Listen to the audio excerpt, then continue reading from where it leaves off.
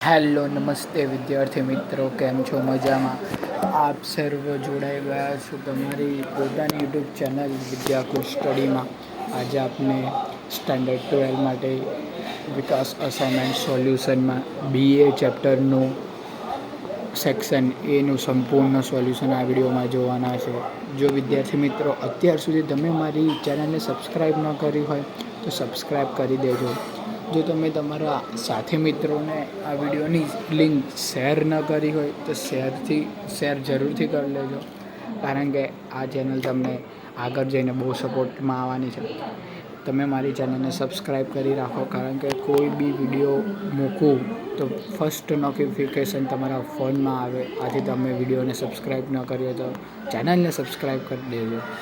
તો ચાલો વિદ્યાર્થી મિત્રો, આજનો ટાઈમ બગાડ્યા વગર ચાલુ કરીએ સ્ટાન્ડર્ડ 12 સેક્શન એ.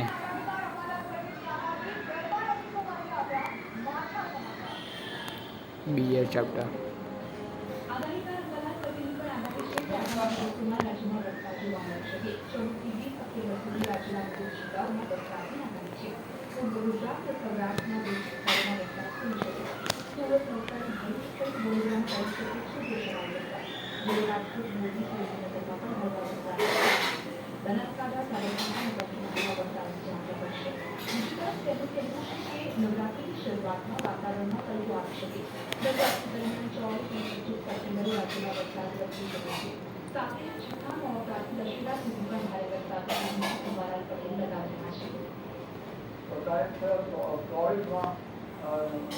સપ્ટેમ્બરમાં લગભગ વડોદરા હવામાન વરસાદ થવાની શક્યતા છે. દરિયા હવામાં વરસાદ થવાની શક્યતા છે. અમદાવાદ રાજ્યમાં વરસાદ ત્યાં વરસાદ થવાની શક્યતા છે. ત્યાં સરકારી સાંધા પડી શકે. કેટલા હવામાં સરકારી સાંધા પડવાની શક્યતા છે.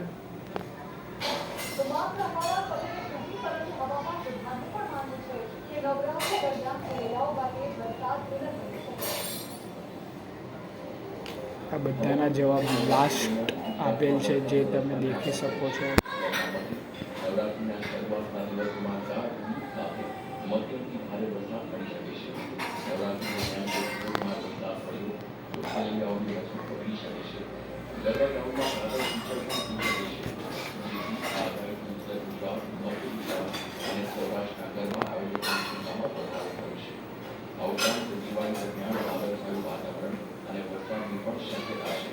નવેમ્બરની શરૂઆતથી ગુજરાતમાં વરસાદની અસર જોવા મળી.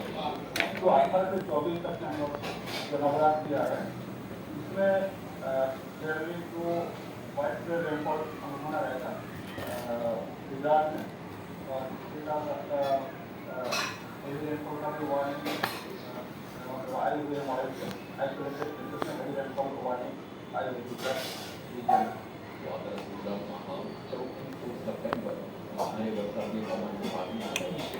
વિદ્યાર્થી મિત્રો, આનો ઉત્તર પાછળ આપેલ છે, જે તમે દેખી શકો છો, સ્ક્રીનશોટ પાડી શકો છો.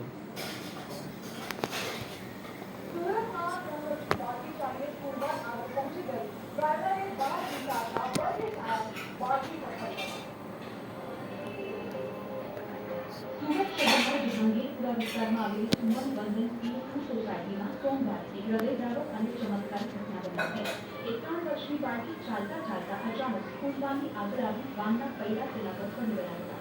આ ઘટના જેમાં જોઈ શકાય છે કે બાળકી અચાનક ચાલતા ચાલતા કૂદવાની આગળ ઉભી રહી હતી. આ સમયે વાન ચાલકનું ધ્યાન બાળકી પર ન પડતા તેણે વાન આગળ ચલાવી હતી અને બાળકી પર વાનના બંને પૈડા પડી ગયા હતા.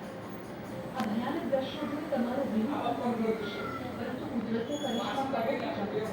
વાનના પૈડા બાળકીના શરીર પરથી પડી વળ્યા છતાં ગંભીર ઇજા ન થઈ. વાનના બંને પૈડા બાળકીના શરીર પરથી પસાર થઈ જાય છે અને પુનઃ સુધી ચાલી રહે છે. આ કિસ્સો માટે ઘટનામાંથી મોટો બોધપાઠ સમાન છે કે બાળકોની સુરક્ષા માટે કેટલી સતર્કતા રાખવી જરૂરી છે. સદનસીબે આ ઘટનામાં કોઈ મોટી દુર્ઘટના નથી બની, પરંતુ તેને પરિણામ શ્વાસ ખાન કરી ગયા હતા. વિદ્યાર્થી મિત્રો, અમારી ચેનલ પર સ્ટાન્ડર્ડ 11ના પણ વિડીયો મુકાય છે. આથી જો તમે તે વિડીયો તમારા કોઈ સાથે મિત્રોને શેર કરવા હોય તો વિડીયોની લિંક શેર કરી શકો છો. હવે માત્ર પરીક્ષાને 20 જ દિવસ રહ્યા છે. આથી તૈયારી કરવાની શરૂ કરી દો. અમેરિકાના દલાલમાં એક ભયાનક હત્યાની ઘટનાએ ખળભળાટ મચાવ્યો છે. અહીં એક ભારતીય વ્યક્તિનો માત્ર 4 દિવસમાં 40થી વધુ મામલાની નેટવર્કથી અલગ કરી દેવામાં આવ્યો. આ ક્રૂર ઘટનાને સીસીટીવી ફૂટેજ પણ સામે આવ્યું છે. જેમાં કપાયેલા માથાને પણ કોણની જેમ લાત મારતો જોવા મળે છે. આ હત્યાની ઘટના પોલીસ જિલ્લાના બારડોલીના કોટ ગામના NRI મોટેની બહાર જ બની હતી. મૃતક 50 વર્ષીય ચંદ્રમૌલી નામ મલ્લૈયા હતા, જેઓ મૂળ દક્ષિણ ભારતના હતા. તેઓ બારડોલીના NRI ચંપક પટેલ પાસેથી મોટી લીઝ પર લઈને ચલાવતા હતા. આ દરમિયાન હત્યા તેની પત્ની અને પુત્રની સામે જ થઈ હતી.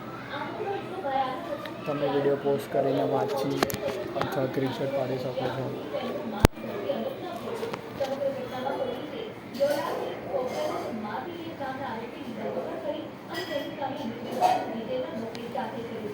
આ ઘટનાએ દલાલમાં રહેતા ભારતીય સમુદાયમાં શોક અને ભયની લાગણી ફેલાવી છે અને આરોપીની સજા થાય તેવી માંગ કરી છે.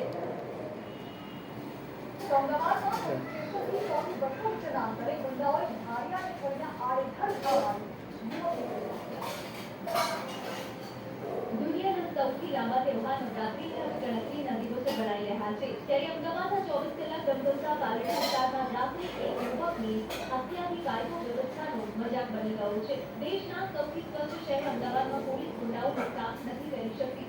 દેશનું સૌથી સુરક્ષિત શહેર અમદાવાદ હવે જાણે કે ગુનાખોરીમાં પ્રખ્યાત શહેરને હરીફાઈ કરતું હોય તેમ લાગી રહ્યું છે.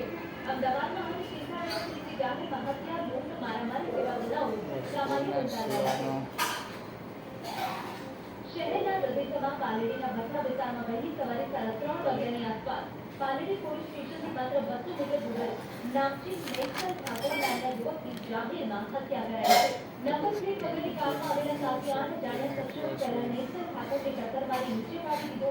બાદમાં ગાડીમાંથી નીકળી ગુંડાઓ રિક્ષાના યુવક પર ધારિયા અને છરી વડે તૂટી પડ્યા. એક બાદ એક ઉપરથી ધારિયા છરીના ઘાથી યુવકનું શરીર લોહીલુહાણ થઈ ગયું. ગુંડાઓ એટલા ક્રૂર હતા કે ધારિયાના ઘા યુવકના શરીર પર ફૂટતા તેને ફરી કાઢીને ફરી મારતા. એક વખત તો યુવકના માથા પર ધારિયાના ઘા વારંવાર મારતે દેખાય છે. બાદમાં યુવકનું મોત થઈ ગયું તેમ સમજી ગુંડાઓ ત્યાંથી ફરાર થયા હતા. ત્યાં વળીથી યુવકના નસીબ ખરાબ થાય તેમ તે યુવકનો પગ હલ્યો. બસ પછી શું?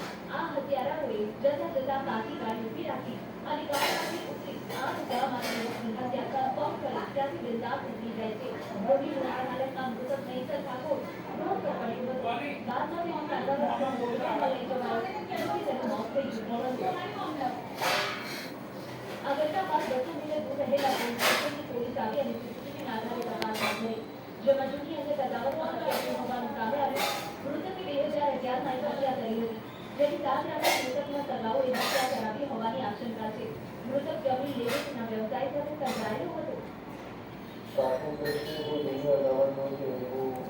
બધાના આન્સર્સ પાછળ આપેલ છે, તમે દેખી શકો છો. અમદાવાદમાં આ કોઈ પહેલી હત્યાની ઘટના નથી. અગાઉ પણ થોડા દિવસે હત્યાની ઘટના સામે આવી ચૂકી છે. આજે આપ બે અલગ અલગ દ્રશ્યો જોઈ રહ્યા છો, જેમાં એક દ્રશ્ય 12મી સપ્ટેમ્બરના છે. તેનાથી થોડા દિવસ અગાઉ એટલે કે 23 તારીખે અમદાવાદના કાગરાપીર વિસ્તારમાં રોડ વચ્ચે 10 થી વધુ લોકો ધારિયા જેવા ઘાતક હથિયારો સાથે એક ટ્રક પર તૂટી પડ્યા. આવી અનેક ઘટનાઓ સાથે નવાઈની વાત એ છે કે 4 ઓગસ્ટે મિડ યર 2025ના ન્યૂ પીઓ સેફ્ટી ઇન્ડેક્સ રિપોર્ટે અમદાવાદ શહેર ભારતનું સૌથી સુરક્ષિત શહેર જાહેર કરાયું હતું. અમદાવાદમાં ભૂખ ડોક્ટરના આરોપીએ પીઆઈની રિવોલ્વર છીનવવાનો પ્રયત્ન. 2 રાઉન્ડ ફાયરિંગમાં આરોપીને ગોળી વાગી. અમદાવાદના રામપુરમાં જમીન દલાલનું ઓપરેટ કરી 7 લાખ રૂપિયાથી વધુની અંદરની રકમ લઈને ફરાર થનાર ગુનેગાર સંગ્રામસિંહ સિકરવાદ ક્રાઇમ બ્રાન્ચની એક વડોદરાની તપાસમાંથી લઈને કરી હતી. આ દરમિયાન રિવર્સનું પંપ 7 ચાલુ બોલેરોમાં આરોપી પીઆઈની રિવોલ્વર છીનવીને ભાગવાનો પ્રયાસ કર્યો હતો. આ દરમિયાન ધપાધપીમાં 2 રાઉન્ડ ફાયર થયા હતા, જેમાં એક ગોળી આરોપીના પગમાં વાગી હતી. હાલમાં આરોપીની સિવિલમાં સારવાર અપાઈ છે. આરોપીની સ્થિતિ સ્થિર છે. આરોપી સંગ્રામસિંહનો હેતુ રિવોલ્વર છીનવી અને પોલીસ ઉપર હુમલો કરીને ફરાર થઈ જવાનો હતો, પરંતુ પોલીસની સજાગતાના કારણે તેનો ભાગવાનો પ્રયાસ નિષ્ફળ રહ્યો. સંગ્રામસિંહ મુખ્ય આરોપી છે. આ પીઆઈ જડેજાની બાજુમાં બોલેરોમાં હતા. એની બાજુમાં ક્રાઇમનો કોન્સ્ટેબલ હતો, આગળ પણ હતો ને ડ્રાઈવર ચલાવતો હતો. એને ત્યાં પીઆઈ એસટી જડેજાની સર્વિસ ફોરવર્ડ છે એનો છીનવાનો પ્રયાસ કર્યો. આન્સર્સ આપેલા છે બધાના. અમદાવાદના રામોલમાં થોડા સમય પહેલા જમીન દલાલી કરતા વ્યક્તિનું અપહરણ કરી લાખોની ખંડની વધુ ગેરફરિયાદ નોંધાઈ હતી, જેમાં રામોલ પોલીસે રાજસ્થાન પોલીસે સંપર્ક કરીને 6 આરોપીની ધરપકડ કરી સેંકડો લાખનો મુદ્દામાલ કબજે કર્યો હતો. સમગ્ર મામલે વિસ્ફોટ થયો કે આરોપીઓમાંથી ફરિયાદીનો કૌટુંબિક ભાણિયો નીકળ્યો હતો. પોલીસ પાર્ટીમાં બંધ દુષ્કર્મ કરી 40 ગુનાનો આરોપી ખુલ્લેઆમ બાઇક પર 5 કલાક દંડાત કર્યો એ પણ જીવ છેલ્લા 33 વર્ષથી વાહનથી અને 25 જુલાઈએ કોર્ટમાં મદદ માટે લઈ જવામાં આવ્યો. પછી પોલીસ તાત્કાલિક તરીકે પાર્ટીમાં રાખ્યો હતો, જ્યાં પછી પોલીસને ફાંસી રાખ્યો છે. ત્યાં પોલીસ ફાંસીમાં મત કરી અને આરોપી 5 કલાકથી એમનું સ્થાનિક ફરતો રહ્યો. એ સમગ્ર ઘટનાના 30 પણ સામે આવ્યા, જેમાં જોઈ શકો કે દુષ્કર્મ કરી 40 ગુનાનો આરોપી વૃંદાવન બાઇક પર પોતાના સાગરીતો સાથે ફરી રહ્યો છે. આ મામલે જુનાગઢ એસપીએ પગલાં લઈ પોલીસ હેડક્વાર્ટરના પીએસઆઈ સહિત 3 પોલીસ કર્મીઓને સસ્પેન્ડ કરતા પોલીસ બેડામાં હલચલ છે. આન્સર્સ આપેલા છે. આરોપી રસિક ચિરાગ 5 કલાક સુધી ક્યાં ક્યાં ગયો, કોને કોને મળ્યો એ દિશામાં તપાસ કરી ફરિયાદ નોંધવામાં આવ્યો. તો આ પ્રકારના પણ અનેક તથ્યો બહાર આવી શક્યા છે. રોડ કડીના ઈશ્વરે ધારાસભ્યને રોકવું પડખાયું.